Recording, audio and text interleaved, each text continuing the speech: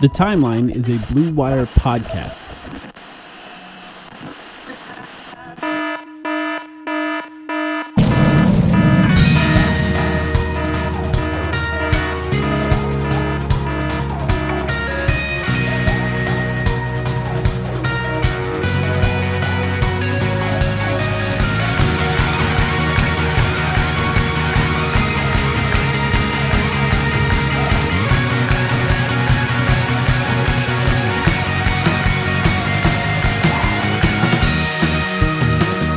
It's time to sound the alarm, an emergency podcast for us. Sam, are you here and how are you doing? Can you hear me? First of all, we're on Playback, so sometimes this doesn't work. Are you surprised to be back? I can hear you, and yes, are you surprised to be back for the third time this week after taking a week off? I am not surprised, personally, because we've been joking about it for a while that this could happen at any point, and honestly, I'm a little relieved that we can talk about it now. Woj is assuring us, or Gambo also assuring us, that this is going to be a quick process.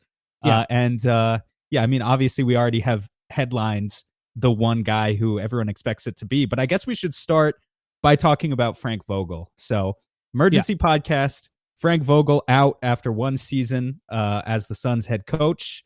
What's your...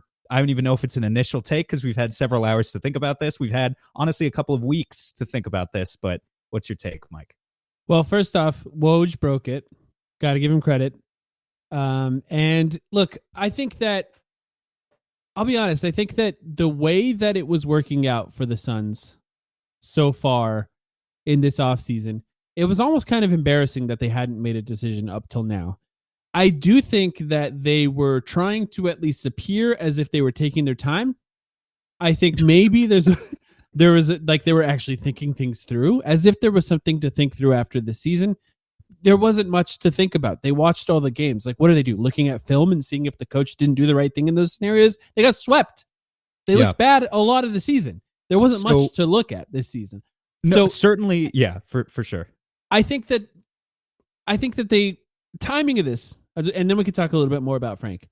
It sure seemed like they were negotiating with Mike Budenholzer in the background just to make sure they had somebody on the line here before they let go of Frank Vogel. Now, Mike Budenholzer, for those listening to this podcast, has yet to be hired by the Phoenix Suns, but everything is pointing that way, including an article by Adrian Wojnarowski, who called it the looming hire of Mike Budenholzer in Phoenix, implying that it's going to happen here pretty soon. I think. What do you think? Woj said some illuminating stuff too, just in the sense. Again, I want to focus the conversation a little bit on Vogel first, if we can, and then we'll get to Bud, obviously. Yeah. But Woj said some illuminating stuff, just judging from the fact that, it was clear that, as bad as I felt, and I've pointed this out multiple times, as bad as I felt for Frank that he was kind of just waiting in the wings here to be fired for the past couple of weeks.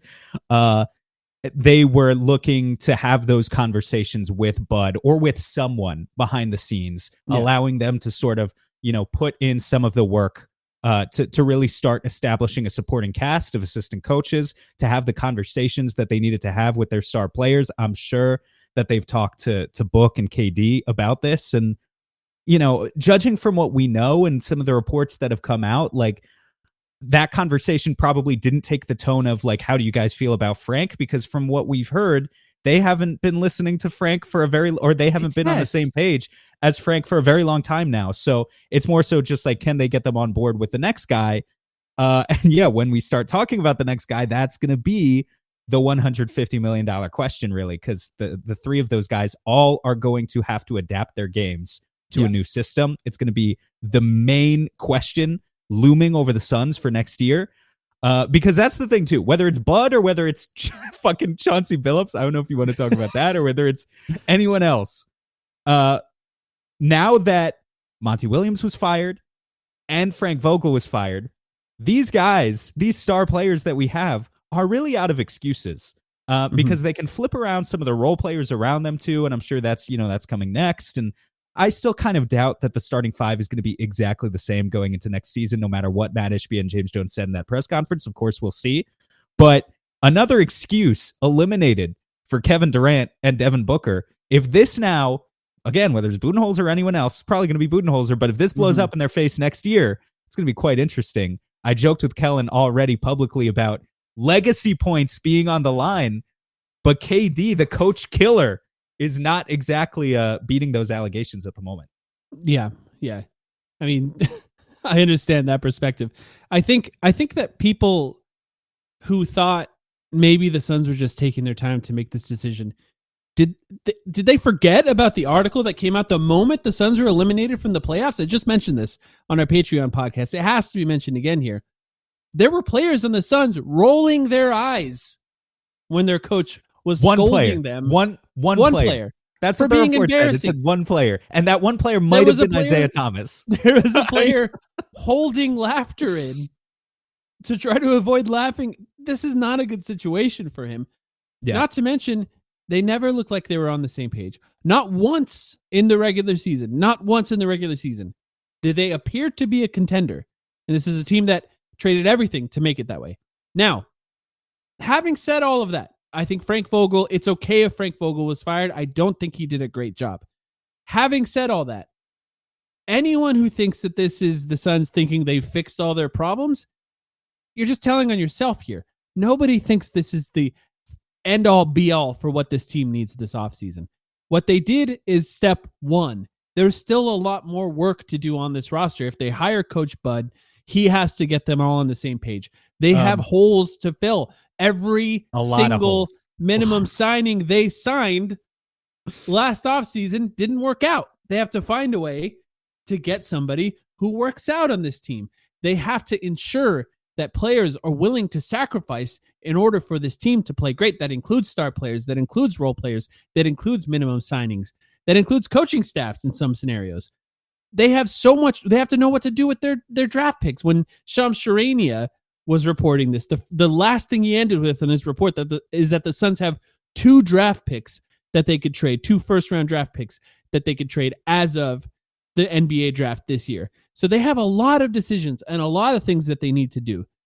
But just because they have all those problems does not also mean that Frank Vogel wasn't one of them.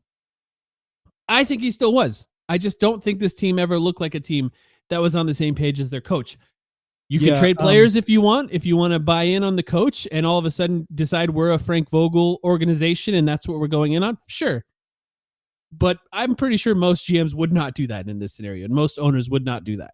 Kellen Olson, who I was listening to earlier today, he used the word untenable as the situation to describe the situation. I think that's really the right word, that the situation between Frank Vogel and the star players on this team had become untenable, and that's why he had to go. But you can admit that and still admit that much of the accountability falls on the star players for the subpar playoffs that they had, falls on some of the role players for, like expecting, for instance, I mean, Grayson Allen, I don't really hold it against him. He got injured. But like Yusuf Nurkic, expecting him to do anything in the playoffs, and he did nothing. And this is why also, I'm going to push back ever so slightly on the idea of you're saying anyone who believes that they're like that they would just be kidding themselves to say that this is all the Suns are going to do. I think there is ever so slightly a non-zero chance that Matt Ishbia is saying to himself, we'll bring in Coach Bud, we'll bring back the same starting 5, we'll re-sign Royce O'Neal, we'll get a few minimum contracts, and we'll call it a day. You're talking about I think it's owner, unlikely, but it's possible. It is. You're talking about the owner who said, I'm not thinking about players in 2031, right? It's the same guy. That implies that he wants to trade that pick, right? Yeah, okay, so maybe he trades the pick. You got to, I mean, that means that you probably got to attach him to a contract. That means you probably got to, somebody's going to be shifted in and out of this lineup at some point. Something is going to change. I think the most, I mean, if you trade the pick with Nas Little, which they could do, it's probably not worth much. So yeah, then you're talking about making both. Yeah. It's, I think Nurkic is a goner. I'd be interested. I did a quick Google here. I guess if we start to get into the Budenholzer aspect of this conversation, I did a quick Google search for trying to see if I could dig up anything about Grayson Allen's existing relationship with Bud, obviously having worked with him for 2 seasons. I couldn't see anything. I would think it would make him more likely to stay on this core going into next season, but I really have no idea. I'm not sure about that. I think the one guy I'm targeting right now, if I had to swap out anyone in the Suns starting five, to be entirely honest, is Yusuf Nurkic. I put a poll up on Twitter the other day that I actually thought was interesting, the results to it. Of Me too. basically asking, we didn't get a chance to talk about that on the pod, Mm-hmm. but just asking people what they think the number one, we've got limited assets right now. What's the number one thing, the number one issue that you would like to solve on this team right now? And the options that I gave people were the classic: get them a point guard. They need someone to facilitate. Number two, get a new starting center. And I think you could believe that for a bunch of different reasons. There's a lot of holes in Nurkic's game. Obviously, there's a lot of things he does well too. And number three was just like generally size on the wing, kind of size, physicality, guys who can play more physically. Thank you, Mike, for putting in the chat there. Mm-hmm. So yeah, 43% of people voted to get them a point guard, which won this poll, which really surprised me in terms of results, because I just think it's not, I think it's not the forefront issue facing this team right now. And I think if they do hire Coach Bud, by the way, would just be kind of underlining the fact that the organization doesn't believe it's the forefront issue either. I wish we knew who those people were, because I want to ask them questions. And by the way, I should mention, because most people will be listening to this later. We are currently doing this podcast live on Playback, so we do have a chat. We do have people responding in real time. And I just want to mention to those people who voted for a point guard, like, do you think they mean starting point guard here? Well, yeah, it's a great point though, because I was joking too, just like watching TJ McConnell in the Knicks Pacers game yesterday. Like, I do think they would benefit from having a point guard on the roster, but this is 2,800 people voted on this poll. 43% of them, that's like 1,300 Suns fans. Probably some of them are in this room right now. And I'm sure more of them are listening to the pod after the fact. So it's interesting. Like, I don't know where you the options, right? Let's say if you do get a starting point guard, you start with a starting point guard. Then what? You send Grayson Allen to the bench, right? That's the only option. Now you're playing in an era where they change the rules to severely benefit teams that are playing larger, with possibly one of the smallest starting lineups. Now, I understand Kevin Durant's tall, but I think there's a massive difference between playing big and playing tall.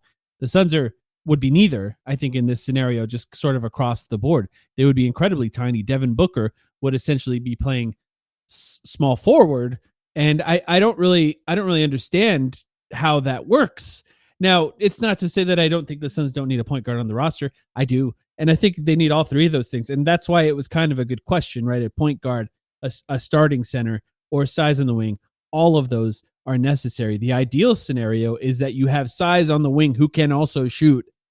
That way they could start with the starters, and that's the best case scenario. That's also one of the hardest things to find in the NBA, as we've learned. Well, the problem is, if you use assets, again, you have limited assets. If you use assets on anything other than the wing size, then trying to get guys who have size on the wing who can also shoot, you just can't find that for a minimum contract. We saw the Suns literally tried last summer. That's what they were trying to do when they got Yuta Watanabe and Keita Bates-Diop and whatever, and it just didn't work. They could try again. They're welcome to try again this summer, but I have a feeling they'd have similar results. Maybe every once in a while you like luck into like a Kelly Oubre signing, like Philly did last summer, but it's rare. Let's talk about Bud. Initial impressions. I'll ask you first. Initial impressions on Budenholzer. Again, we don't have any confirmation here from Woj that like he just that he's the front runner. Just that, talks are advancing pretty quickly, and it seems like he's by a considerable amount the front runner. But that's no guarantee. So it's interesting to have this conversation because Budenholzer has been in the Suns coaching search like 2 or 3 separate times. I think he was he considered when they were when they first hired Monty? Was he part of that search as well? So I think you could make the case that maybe they were ready to hire him, and then he went to to Milwaukee. To Milwaukee, yeah. I think it was pretty close there because he was available, yeah. So he was part of the coaching search when the Suns ended up going with Monty Williams. He was part of the search last year. I think other external factors took him out of that search. I think it was Igor that they hired at that point, but yeah. And now here he is again, and maybe it's finally his time. And how do you feel about it? It's interesting because Had this been last year, and I think he took a year off for like a personal reason. I know his brother passed away. I think his brother passed away. Time off for a reason. Had this been last year, I think I would feel better about it. There's something about the fact that what you're talking about in archetypally, like what we're talking about in Bud, is a coach who was a recent NBA coach who won a championship. And in some ways, that's exactly how you can describe Frank Vogel. So my excitement level, fake championship. Right. I know that's the thing. It's like maybe we didn't factor in enough the fact that they won their only championship under Frank Vogel in the bubble. Yeah. With Bud, it's okay because he won a real championship against men in the 2021 Phoenix Suns. No, I'm just fucking around. I don't know. Win against a healthy team, Bud. No, I'm kidding. I do think that I would be more excited before that, but I think if you're just thinking about the options available to the Suns when they fired Frank Vogel, which they already did do. Now they haven't hired Bud, but they did fire Frank. That's something we do know for sure. So if you're just thinking about the options presented to them, what they can or can't do at this point, it's hard to look at Bud as a bad option. I'm struggling. I think this is related to how I feel about the players right now. Yeah. I'm struggling to have faith in anyone getting through to them in a way that forces them to change their habits in a way that positively benefits the team. So that, to me, that is and that's a sad place to be, honestly, because maybe I think I would feel that way about any coach that they hired. That is a really sad place to be, and I want to address in just a second, but because we do have, obviously the chat is moving here. Kellen is asking in the chat if we asked JJ if he's interviewing. I did not reach out. Mike, did you reach out? And no, I wouldn't do that. Yeah. Gambo said that JJ is not interviewing, and I would not expect him to be part of the search. Yeah, Kellen, you got better sources there. Yeah. If you want to hop up here for any reason, feel free. Since you're in here, no pressure. I agree to your point, Mike, just that we are in a new phase of questioning Booker's leadership and questioning KD's leadership on this team. And it's really going to come down to if the players are able to execute Bud's scheme. So I almost want to get to that in another minute, because I want to talk about outside of that. That's definitely the biggest question. But who is Coach Bud? He's one of the best known candidates with one of the best, if not the best resume that we could possibly ask for. And so I think we should just start with that simple fact. Who else were the Suns going to go out and get, with one main exception? I see Kellen is joining now. Hi, Kellen. With one main exception here in Ty Lue. If Ty Lue had become available, okay, maybe that's a little bit different. But every other, like Chauncey Billups, which I don't believe for a second was ever really a thing, and I question anyone who puts forth that report. Chauncey Billups, if you go out and hire a guy like that who's won 70 games in the past 3 years, his only 3 years as a head coach, or Mike Budenholzer, who has won Coach of the Year twice, is literally 20th all time. He is already 20th all time in head coach playoff wins, and he is only 54 years old. Among all active coaches currently in the NBA, or the current coaches with jobs, he would be 6th in playoff wins, behind Greg Popovich, Doc Rivers, Eric Spoelstra, Steve Kerr, Rick Carlisle, and then if Bud gets this job, he would be 6th, and he's only 54 years old. If he wants to, he could coach for another 20 years. Yeah. He has a chance to get up there if he really wants to. So he's got this legacy. He's got an identity that he gives to his teams. In Atlanta, consistently was a team that was more than the sum of its parts. In Milwaukee, was a championship team that had a legitimate superstar in Giannis, unlike what he had in Atlanta. But both teams carved out their specific identity. Was that identity sometimes flawed? Yes. Were there the adjustment issues with Bud in the playoffs? Yes.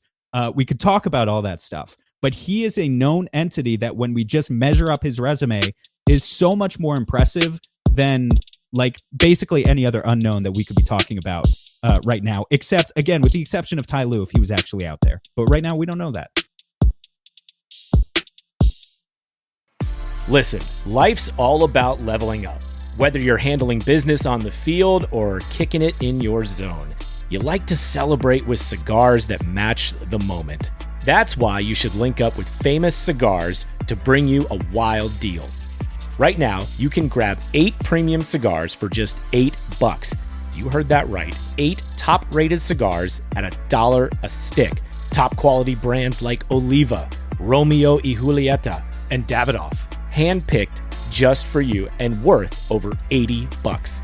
Hit up famouscigars.com/cam and lock in this exclusive deal.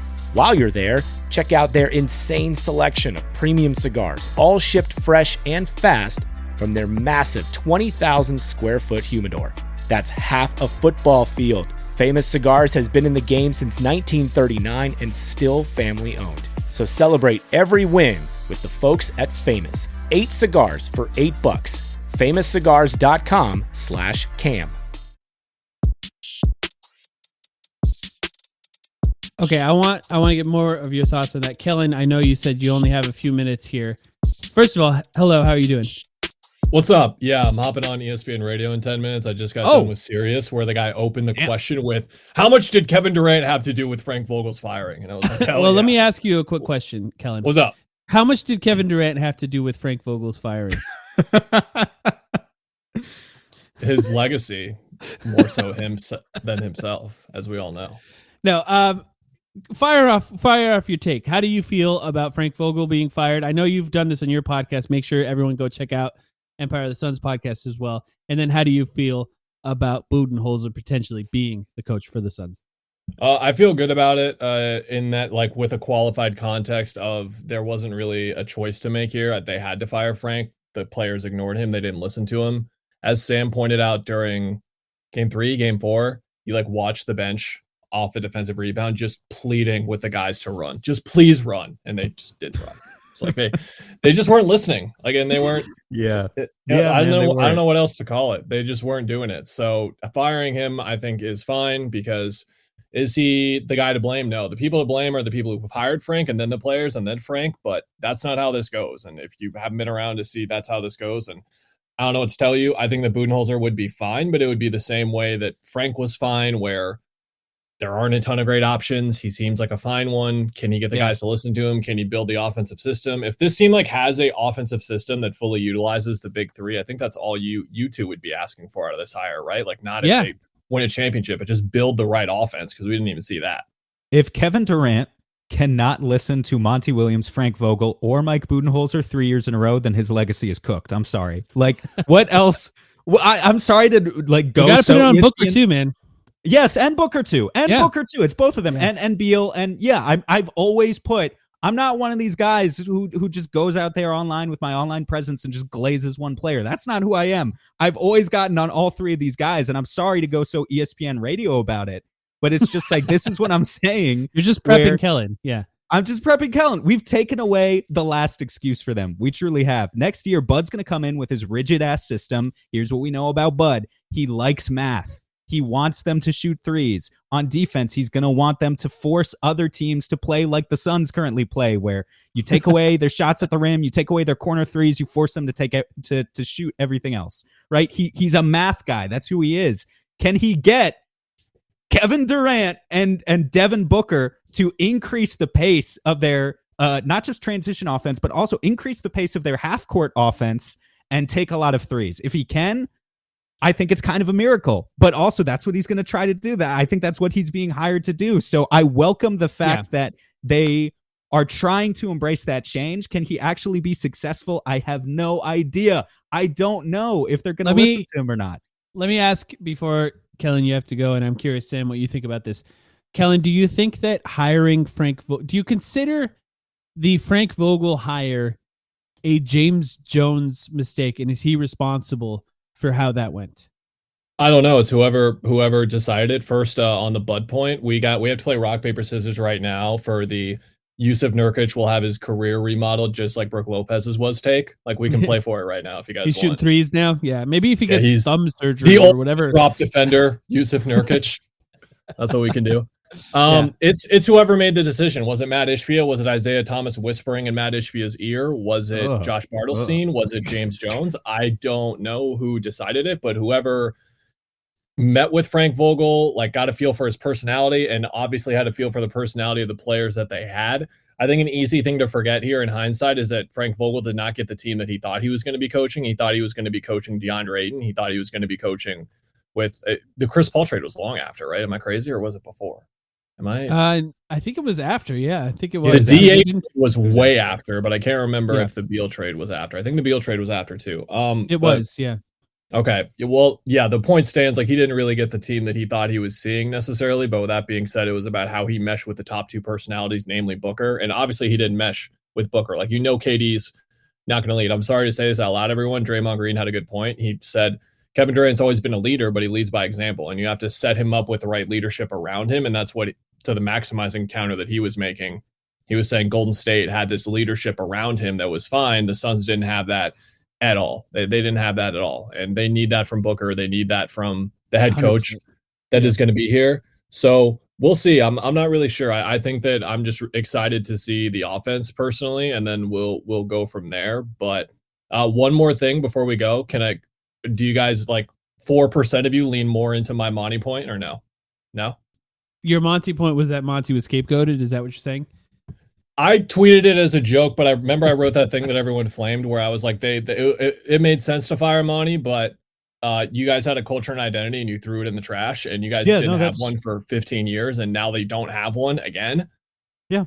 No, I think I would stand behind that take too. I think it's a good point. And the only counter I have is that they got embarrassed in the playoffs multiple times in a way that, how does any coach survive that? And that was the actual scapegoating. Like, I don't think this was a scapegoating, but that was a scapegoating where something had to change and something had to be shifted, and it had to be Monty in that way. The way people are talking about Vogel being a scapegoat now is actually how Monty got fired.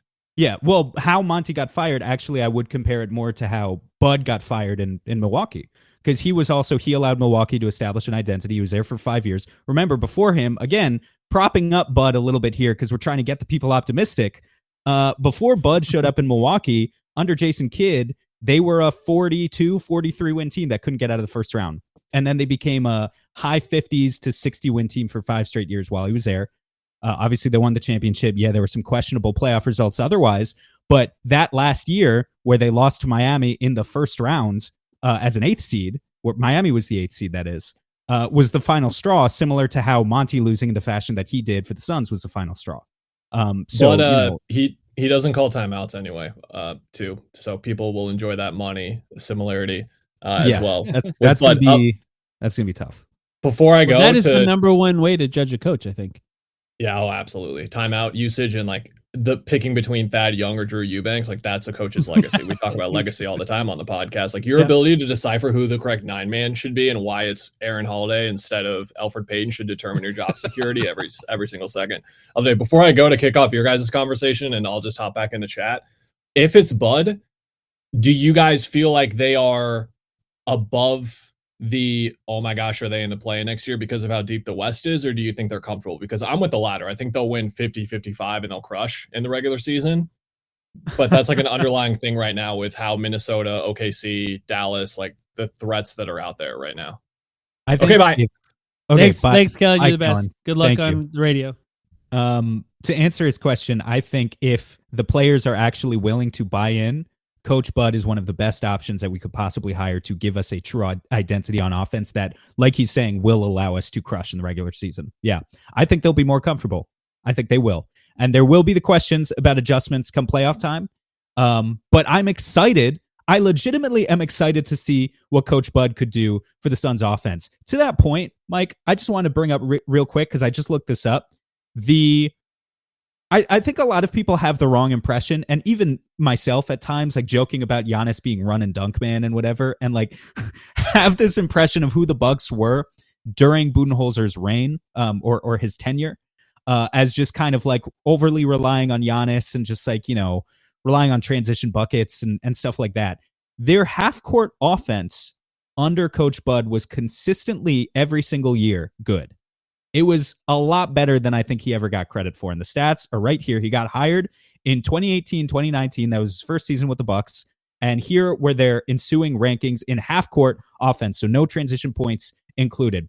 They were third his first season 2nd, 6th, 6th, and then the final season that ultimately got him fired, they dropped down to 12th. But every single year, even as a half-court offensive team, even as a team that you knew could kill it in transition, and they had a great defensive system that they tinkered with year over year that got better and would allow them to get into transition and score those points. Year after year, they were proving that they were an effective half-court offensive team, even with Giannis being the kind of half-court disaster in a lot of ways that we know he is. Mm-hmm. I have hope. I have optimism for what Bud could do for the Suns offense. It's really just all about the players buying in.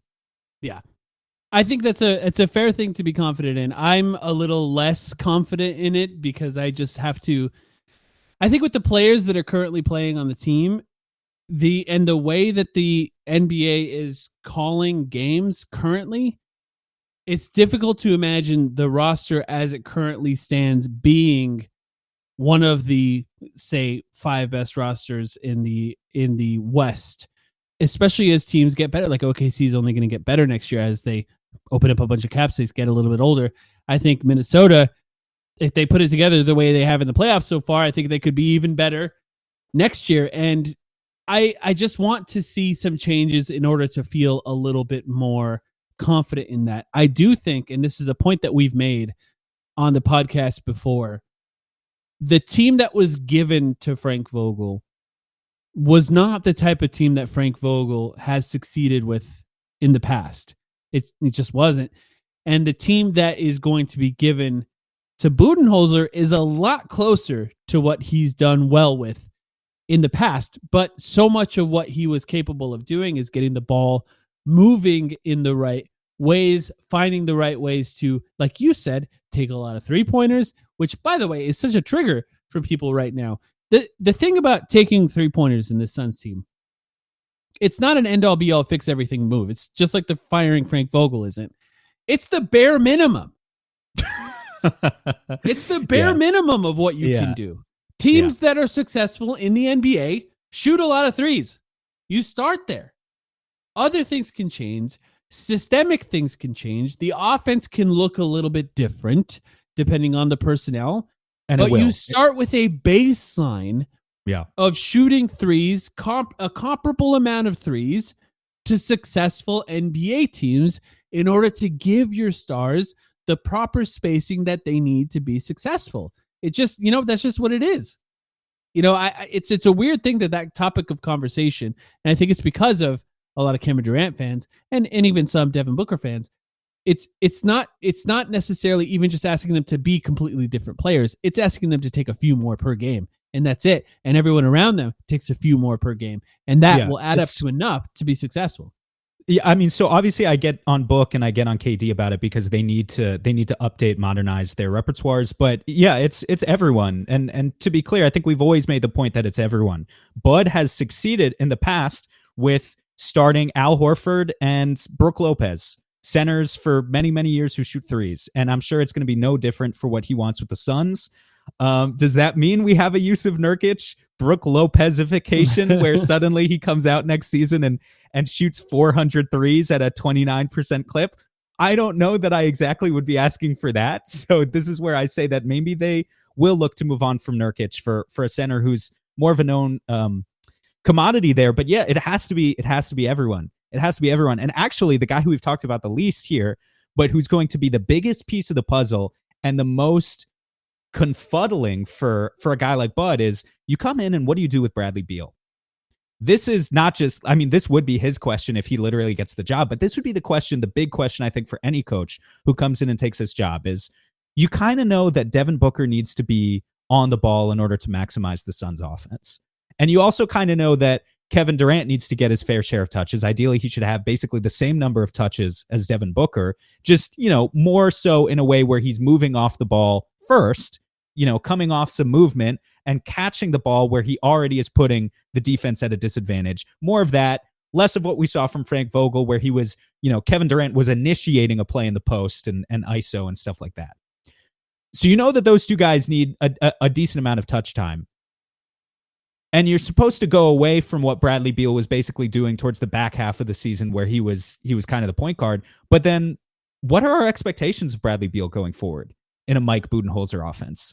where he traditionally too has been a guy who takes a lot of mid-range shots, and injuries can kind of keep his burst a little bit at bay as he enters, I don't want to say like the twilight of his career, but as he's in the second decade of his NBA career. What should we be expecting? What does Bud have any tricks up his sleeve to transform Bradley Beal into a more sustainable offensive version of himself that could like really be the third option on a championship team, or just like survive in the NBA for another 6-7 seasons? It's funny that you're talking about that, and I'm thinking about Bud's Atlanta teams. And look, I don't know how many people here in the chat or people listening later remember Kyle Korver on those teams, but that dude would run a mile and then shoot a three. And you think about how little off movement shooting the Suns had in this last year. I mean, who was it really, right? Devin Booker occasionally, but often he caught it and then made his move. And Grayson Allen occasionally did it. I think most often as a Spain back screener. And who else? Occasionally, even less, Eric Gordon. You got to be able to do that. And the thing is, I think Booker is capable of doing it. I think Brad is capable of doing it. I think KD could be one of the best off-movement shooters in the NBA if he just was willing to move off the ball, get some screens, catch it, and shoot it. And that's been a staple of what has made a Bud offense successful. So I do wonder, like you're talking about these guys changing, and that's Brad. I do wonder how much they all change, how much they're all willing to do that. Now, it does mean that a team has to be all pretty good at passing in order to set up the stars. And that means, of course, as we know, the problems with the Suns limiting the turnovers, moving a little bit faster in the half-court offense. But if they can do that, if they can find ways to do it, the way that we were asking, I think we've sort of settled on calling it total basketball before the season even began. Everyone does everything. That means everyone screens off the ball. Everyone moves off the ball. Everyone's capable of driving. Everyone's capable of catch and shoots. Everyone's capable of creating in the pick and rolls. That's the ideal scenario for the Suns. And that's something that sounds like to me. Mm-hmm. I'm sorry to cut you off, but no, I don't know if anyone ever like called it this way, but that sounds exactly to me like the 2014-2015 Atlanta Hawks, who won 60 games with Paul Millsap as their leading scorer. Now, it would just be a supercharged version of it where you're not dealing with Paul Millsap, Jeff Teague, and Al Horford. You've got Devin Booker, Bradley Beal, and Kevin Durant. But the principle remains the same, that everyone kind of has the same role on offense. And there is no... it's dangerous because you don't want to go entirely onto the side of the spectrum where it's like there is no hierarchy, because that's how the offense really starts to fall apart, particularly in clutch situations in fourth quarters. I think a huge reason why the Suns gave Bradley Beal the ball so much in the second half of the season and let him dribble more was because they were trying to get away from that. They were trying to establish, okay, here is the hierarchy. We don't want you to shoot necessarily, but we want to give you a role. We want to allow you to feel like you're really playing a specific role in this offense and give him something to do that he could feel good about. So it's a really hard line to draw in a way that makes all of these guys feel valued. And again, it just comes back to, are they willing to listen to him? I would hope that another championship coach with the resume that Bud has, a guy who has literally beaten Devin Booker in the playoffs, I would hope that they'd be willing to listen to him. But what do I know? It's a good point. I think we're assuming Bud's going to be hired. We don't know. Things can change. He could change his mind. The Suns could offer less than he wants. I imagine at this point, Bud can kind of ask for any amount of money that's reasonable and get it. So he's probably going to get paid a lot here and maybe have a long contract to ensure that if he's fired after this year, he can make a lot of money. But what if it's not Bud? Do you have any thoughts on who else is out there right now and who maybe could be the type of guys that you would want? Because look, obviously, I think we're both on the same page of Chauncey Billups, and I think that rumor, it's only really come from, I would say, sources that have been relatively non-credible recently, because Jake Fisher hasn't exactly been on top of his game in the last 2 years. I think the thing about Chauncey Billups is it reminds me of the Doc Rivers rumor from last year before we hired Vogel. Right, except that Doc Rivers has been successful as a coach in the NBA at the very least. Sure. But what I mean by that is let's scare all the Suns fans into think they're going after Doc Rivers so that when they do get Frank Vogel, they'll actually be really happy and united. I think there's a similar PR strategy that could be going on here where it's like, well, what if we tell them that we're going to hire Chauncey Billups, who's the buddy of Devin Booker and Kevin Durant? And then they'll really be relieved when they end up with Budenholzer. Right. That's interesting. I think that I said on a playback this year that Chauncey Billups might be the worst coach in the NBA. Maybe he's not that. Maybe he has the ability of getting better. Have not been impressed when I watched that Portland Trailblazers team. And I think there is a version of a coach that's pretty good on a bad team. I think we saw that one of them, in fact, just won the Coach of the Year. It's not like the OKC Thunder were amazing the last 2 seasons before he won Coach of the Year this year. You could see that they were doing the right things, though. And Chauncey Billups isn't exactly a guy that I would want to welcome to this organization. So I think he's sort of off the table for us. We joked, and we even talked about it on our Patreon podcast. JJ Redick, I know that Kellen brought him up earlier. In any ways, I know we've mostly been joking about it, but have you ever considered him as an actual candidate for the Suns? And would you be for or against that in case something like Coach Bud is not an option? I just don't think I really like JJ. I think he has a future as a coach if he wants it. I think he's got a great thing going right now too, though, if he would rather stay in the whole podcasting gig. But it's I just don't think you can afford to go with a first-time head coach in this situation. I think you run the risk of that person, whoever it is, being chewed up and spit out by the machine, by the system, the coach killing system that is Kevin Durant and Devin Booker in their present form. So I think it'd be a really tough gig for anyone to take. You want someone with experience. And when we look at the candidates who are out there with experience, let's throw Ty Lue off the board for a second because he's not an option yet, right? He's not an option yet. Unless he was fired, basically. I'm trying to think of who else was brought up. Like Kenny Atkinson was brought up. KD already killed Kenny Atkinson. That's already that's already a coach that the Reaper got. The Slim Reaper, that is. So, it's that one's off the table. Who else is out there? I don't know, like Brett Brown. Does he want another shot in the NBA? There's no one that was particularly appetizing to me as I looked around at who the coaching free agents are with experience. Yeah, Chris Quinn, I think, was another one that was brought up. Chris Quinn, assistant. Yeah, sure. Yeah, not super exciting. I do feel like Bud is. I'm going to be honest. Terry Stotts, that's another good one. Jordan, yeah, I wouldn't be excited about Terry Stotts either. Although, Scott Brooks, Kellen, who's gone now, but he mentioned Scott Brooks at a certain point. Also, yeah, not interested. I mean, Bud's the best coach out of all the guys we just mentioned, right? He's not. I'm not even trying to sell him. I'm not saying that he's incredible and you should be very excited about Bud, but he's got to be the best coach of those guys, right? I'll try and sell him. He has, again, what I said at the beginning. He'd have the 5th most wins of any coach in the NBA if he's hired tomorrow.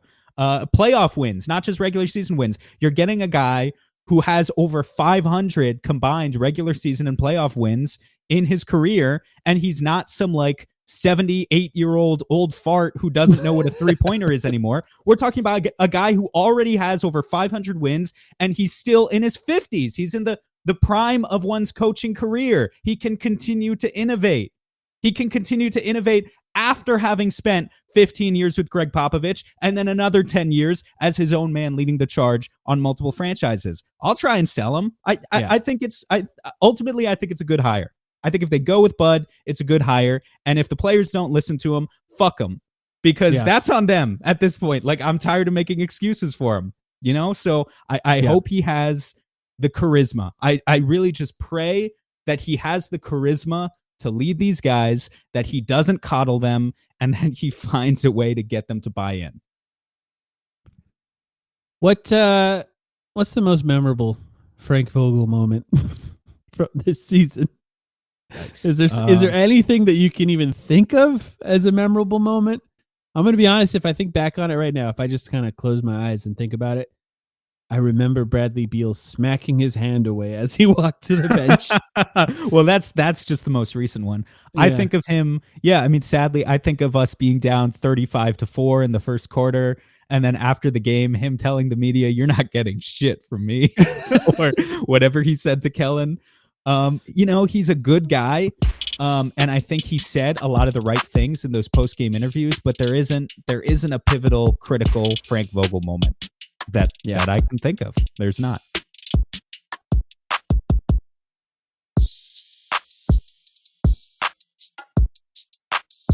Well, we have some time here. We can, if anybody in the chat has a question for us, I think we'll just take questions. I don't know. Do you want to bring people on stage, or you want to just take some questions from the chat real quick? Before let's go to 10 here. So we'll have 15 minutes of if anyone wants to come up on stage or just drop a question in the chat, and we'll try to fit in as many people as we can. All right. Actually, Durag, it looks like our friend Durag is trying to come on stage. Hopefully, Durag, you did this on purpose, because I'm going to bring you on stage right now. A lot of people hit the button by accident. So on the app, it's easy to accidentally do that. So if you request to be on stage, if you have a question, if you want to ask, we can also answer questions directly from the chat. Either way is fine with us, and we can answer those questions. By the way, thank you to everyone for hanging out here. Over 100 people for most of this time. Durag, how you doing? What's up, fellas? How you doing? Good to talk to you, man. It's been a while. Yeah, it's been a while. My main question is, like, do you think Bud is gonna empower KD on the ball more? I just feel like he empowered Chris Middleton, he empowered Giannis to a degree, you know what I'm saying? So do you think that's like in the cards for us? It would be the best possible case for this team that they find a way to utilize KD that doesn't turn into a high amount of turnovers, basically, right? Because Kevin Durant, ultimately the best scorer on this team, full stop. So if they can find ways to bring that out of him in a way that benefits everyone around him as well, I think that's the best possible case for this team. And is Bud the right guy to do it? Possibly. I mean, even if you look at the way Chris Middleton plays, they still run post-ups for them. And for whatever reason, the Suns could not figure out how to run a KD post-up effectively this year. He's very good at it, but they did not do good as a team.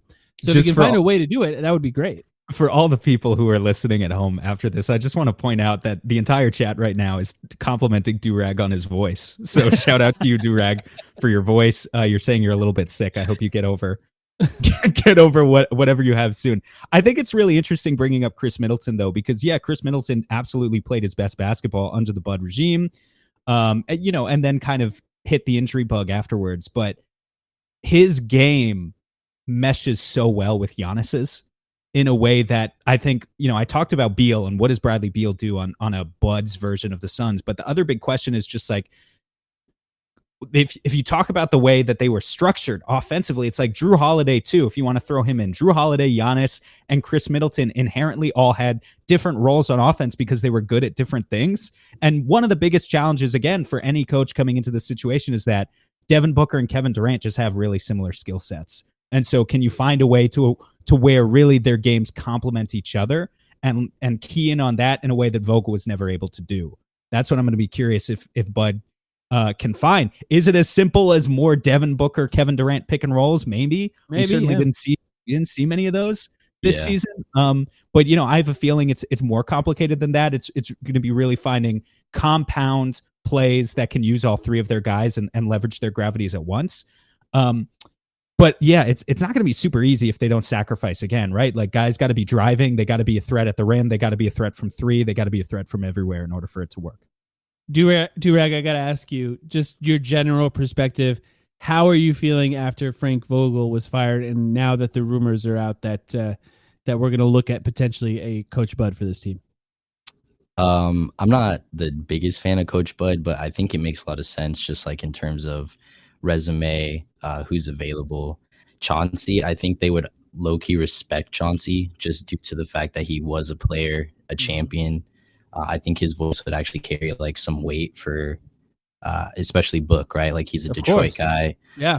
I definitely think his voice would carry weight, but Bud's, I think, overall the nice middle ground in between who they'll respect, who's probably the best option, and going to maximize them as players. Well, thank you for jumping on stage with us and asking a question, Durag. I know you said you're sick. I hope you feel better. Yes, sir. You guys have a good one.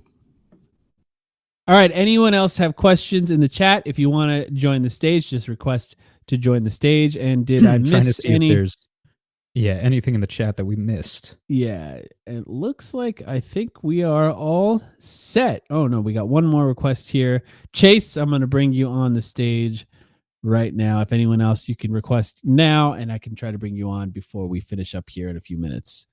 Appreciate once again everyone for being here. It's been fun. We've done, this is I think what, our third of these live shows? Yeah, they are fun, and we'll do more of them. Yeah, we'll try to do more, especially for big, important events like this coming out of nowhere. Hey, Chase, how you doing? What's up, guys? Can you hear me? Yes, sir. All right, kind of joined a little late. My fault. Don't know if this has been asked, but do you guys think at all in the front office they kind of ask Grayson Allen kind of what he thinks and kind of what Bud would be implementing here? It's an interesting question. You know, Sam did some research about whether or not there was a history between the two of them, maybe something that could be considered good or bad, on that front. But you couldn't find anything, you said, Sam, right? No, not yet. I'll do some more research tomorrow. But no, I couldn't find anything yet. It's interesting just because the Suns just signed Grayson to this deal. So obviously they are invested in him as part of their organization for the future. But you don't really know if they're truly invested in him because he's also one of the only avenues that they could use as a trade chip. So it's like, are they just giving him that contract so they can trade him this summer for, swap out him for a different starting center, some more wing size or whatever? I would feel pretty sad for him if that ends up being the case, because I like Grayson. I think he really made a tremendous impact on this team this year. And also I would like to see him play with Bud again. But yeah, I wonder what he said. I don't know if to answer the question directly, I don't know if they would have asked Grayson for his input. I'm sure they asked Katie and Book. No, they would not have done that, if I'm being honest. And it's not to say that Grayson wouldn't have good input on this, but I don't think his voice carries that much weight within the organization at this point. I am sure, though, that Grayson is already, I'm sure Grayson's talking to the guys on the team right now about, like, he probably expects that he will be on the team next year. And I'm sure he has valuable insights about what they should expect from being coached by Bud, because, he's been there before. Yeah, and I'm sure that they're going to get along. He's going to know he can help. If Grayson stays on the team longer term, Kay, I'm going to bring you on stage right now, by the way. If Grayson stays on the team a little bit longer term here, I'm sure it's helpful to have somebody that's worked with him before, understands at the very least the verbiage, right? Because different coaches use different phrases for different things, and he can help reinforce that with the team, help reinforce whatever the thoughts and the ideas are within the rest of the players. So that's something that could definitely be helpful. It's not, I don't say that they didn't ask Grayson as like an insult to Grayson. I just think often there's maybe one or two players that have that kind of input. And usually it's not. I remember this quote, by the way. Who was the GM in Brooklyn? Sean Marks. I remember Sean Marks talking about making a decision for the Brooklyn Nets. And he said, I'm going to talk to Kevin, I'm going to talk to Kyrie, and I'm going to talk to Joe. And he was talking about Joe Harris. Chase is saying in the chat, he's trying to elaborate in the chat just that, like, more as in what to expect, that's the sort of contribution that Grayson would bring. And I think, definitely Chase, like, as if Grayson's still on the team in September, going into training camp, he's going to be invaluable for his ability to, like Mike's talking about with the verbiage, just talk to other guys about what his expectations are and what his culture means. All right, Country K, we got you on stage here. You got to unmute yourself, but how you doing? I'm good. How y'all doing? Not bad, not bad. Good, I feel good that Frank Vogel's fired, if I'm being honest. Hey, man, we got to get Frank Sabaka out of here. What do you got for us? All right, so I'm thinking about what you said about Beal right now.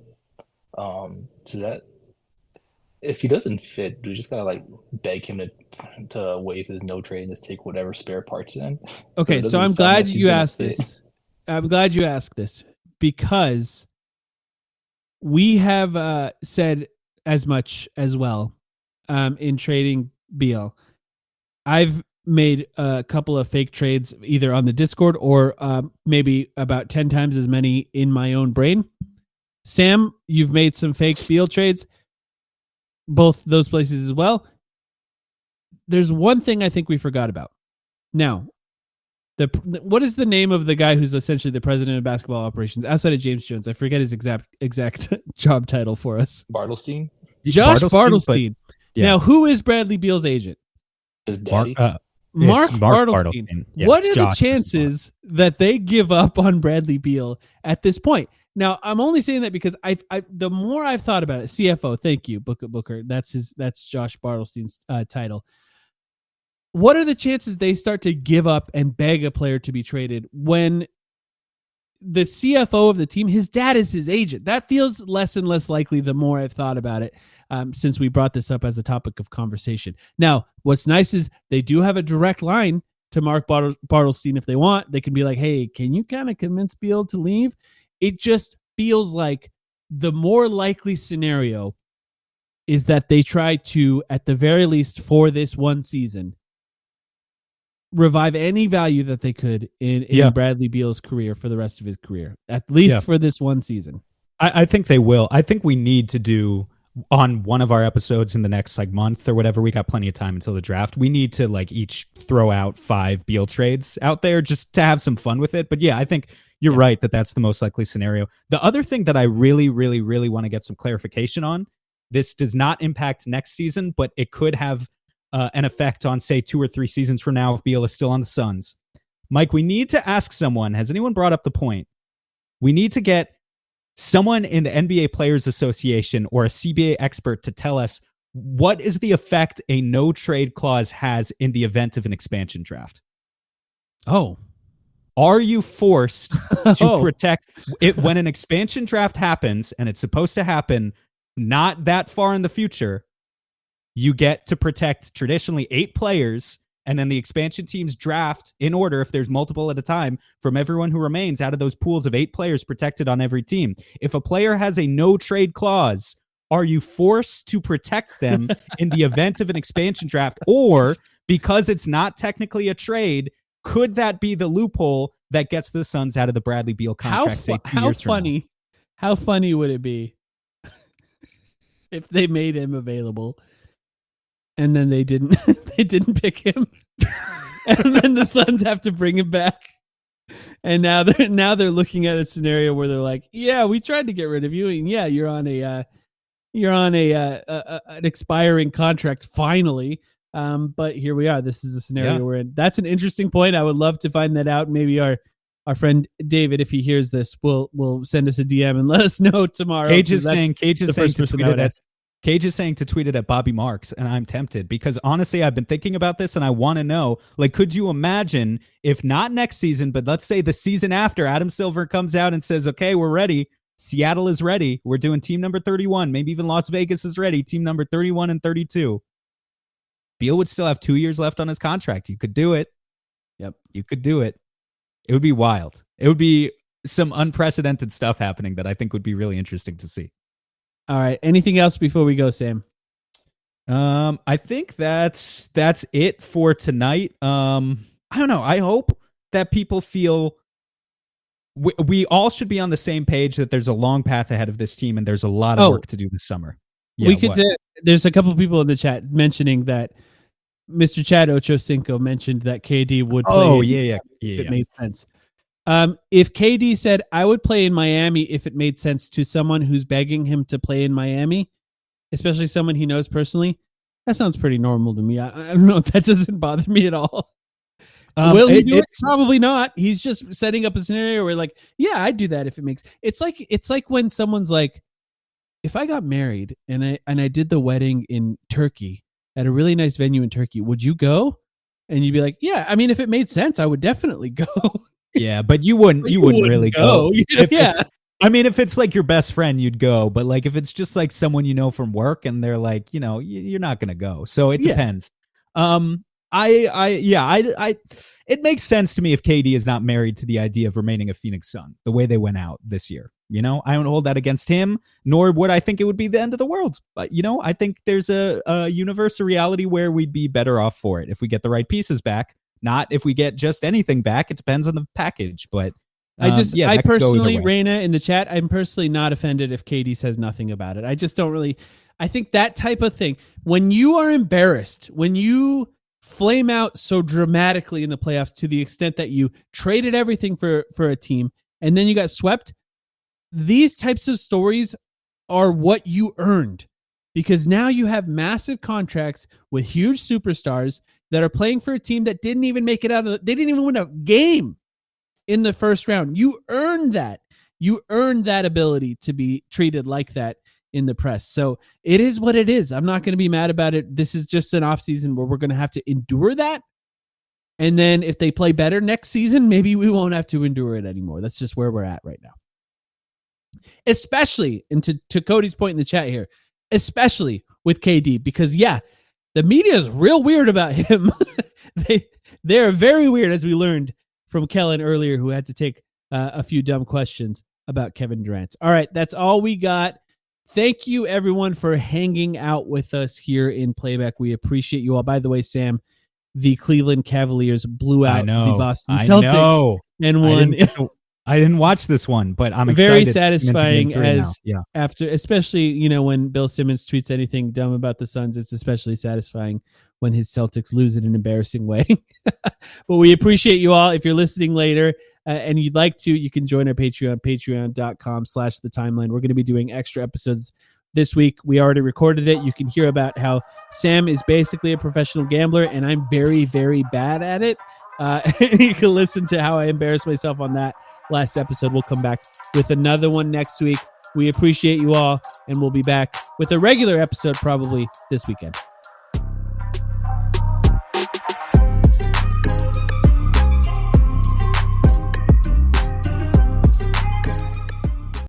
For over a century, Johnny Walker has shared its bold spirit with the game of golf. Now, crafted with Devereaux Golf, Johnny Walker introduces the Johnny Walker Blue Label-inspired Sunday Golf Bag, elevating the game with sleek design, Blue Label hues, and refined gold accents. Celebrate your hole-in-one with a premium Sunday bag crafted by Devereaux Golf. Submit proof of your achievement to JohnnyWalker.com/blue-in-1. Please drink responsibly.